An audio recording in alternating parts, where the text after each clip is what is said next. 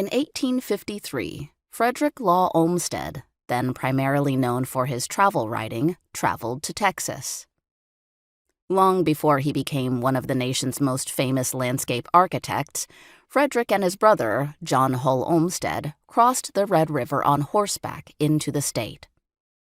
For months, they lived in the saddle, making note of the vast landscape through which they passed, and encountering the state's various inhabitants, including white slaveholders, working class and poor whites, enslaved African Americans, wealthy and working class Mexican Texans. As they wound their way through Texas's cotton lands, Olmsted observed that whenever slavery in Texas has been carried in a wholesale way into the neighborhood of Mexicans, it has been found necessary to treat them, Mexicans, as outlaws, and forbidden, on pain of no less punishment than instant death, to return to the vicinity of the plantations. Olmsted's observations hinted not only at the contest over territory between Anglo-Americans and Mexicans, but also at the racist views of white enslavers who were suspicious of Mexican Texans. It also reflected the way such views were applied to a variety of peoples of color in the Gulf South region throughout the mid-19th century. Olmsted's experiences in Texas revealed the contestation over slavery's expansion that would draw the communities of the Gulf South into the tumult of the American Civil War.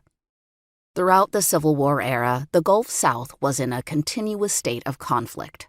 War existed in the far-flung borders of the Gulf of Mexico and affected communities large and small throughout the entire southern coastal region.